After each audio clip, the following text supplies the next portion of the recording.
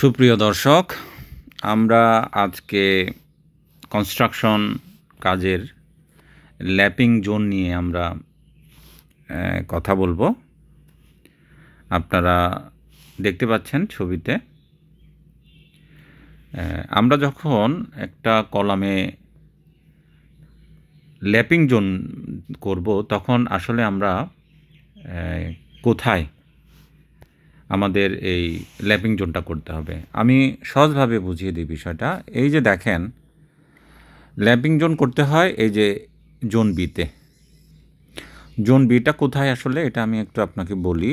এটা হচ্ছে যে আপনি যদি টোটাল জোনটাকে 4 ভাগের ভাগ করেন, ধরেন এটা 1 ভাগ, তারপরে এটা 1 ভাগ, এটা 1 ভাগ, এটা 1 ভাগ, তাহলে এই যে মাঝের যে জোনটা আপনার ল্যাপিং জোনটা কলামের ক্ষেত্রে এই দুইটার মাঝখানে হতে হবে।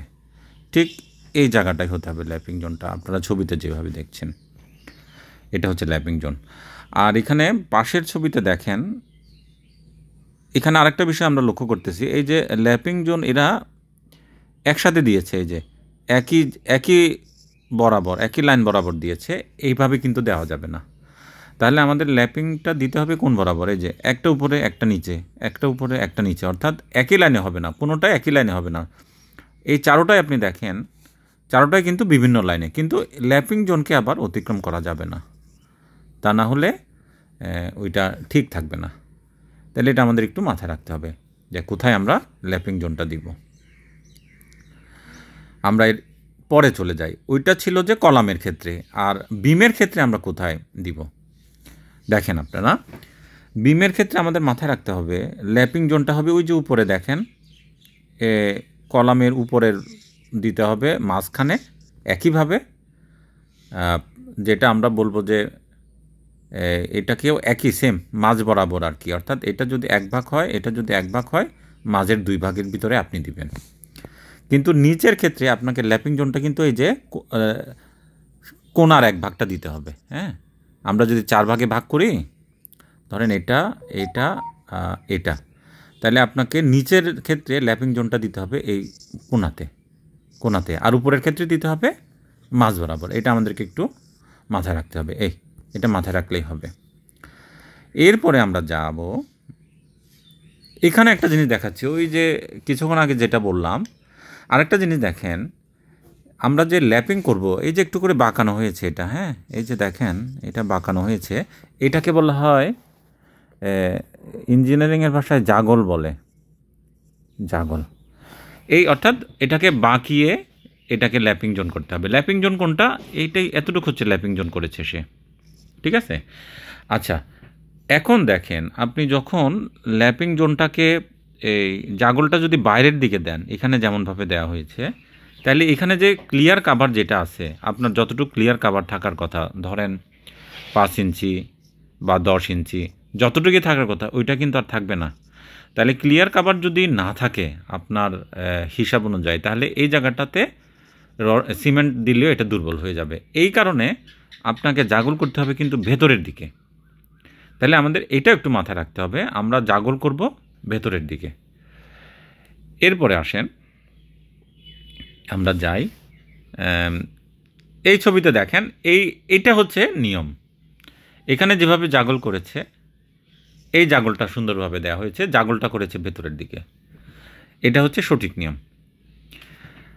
এই যে এখন আমরা এখানে আরেকটা জিনিস শিখব, সেটা হলো এই দেখেন ল্যাপিং লেন্থ হচ্ছে এই যে এতটুক, এখান থেকে এতটুক, এটা ল্যাপিং জোন। এখন ল্যাপিং জোনটা কতটুকু হতে হবে, এখানে দেখেন হিসাব আমরা একটা দিয়ে দিয়েছি 50D, মানে 50-র সাথে ডি গুণ করতে হবে। ডি কোনটা, ডিটা হচ্ছে ওই যে রডের ডায়ামিটার।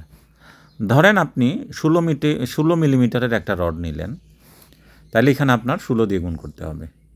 16 দিয়ে গুণ করলে কত হয়, এই যে 530-এর 0 হাতে 3, 5 একে 5, 8, 800 মিলিমিটার।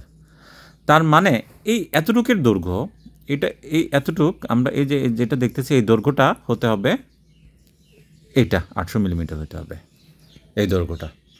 তাইলেই এটা অনেক শক্ত হবে, না হলে কিন্তু কাজ করবে না, ঠিক আছে? এটার অনেক ভাগ আছে, অনেক, এটা একটা যে ইঞ্জিনিয়ারিং সূত্র অনুযায়ী এটা বসানো হয়েছে।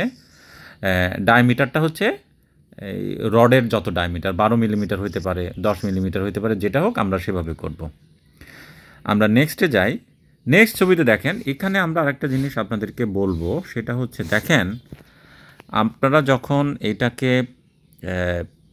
এই যে মাঝখানে যে রিং রড যেগুলো বাঁধা হচ্ছে, নর্মালি যদি আমরা 6 ইঞ্চি, যেখানে 6টা দেখা যাচ্ছে না, যে নর্মালি আমরা 6 ইঞ্চি করে যদি হয় উপরে ল্যাপিং জোনের বাইরে 6 ইঞ্চি করে আমরা যদি রিংটা বাঁধাই করি, বাট ল্যাপিং জোনের ক্ষেত্রে ওইটা কিন্তু আরও কমাই দিতে হবে যাতে এই স্ট্রাকচারটা আরও শক্ত হয়। দেখছেন? তাহলে ল্যাপিং জোনের ক্ষেত্রে করছে কি, এটাকে 4 ইঞ্চি করছে। তাহলে উপরে যেখানে 6 ইঞ্চি ছিল, কিন্তু এখানে আরেকটু ক্লোজলি মানে এটা বাঁধানো হয়েছে, এটা হচ্ছে 4 ইঞ্চি। আমাদের সবসময় মাথায় রাখতে হবে উপরে যে যত ইঞ্চি করে আমাদের রিং রডগুলো বাঁধাই করা হয়, কিন্তু ল্যাপিং জোনের ভিতরে ওইটা আরেকটু ঘন করে দিতে হবে। এখানে যেমন 4 ইঞ্চি করে করা হয়েছে। আমরা নেক্সটে যাই।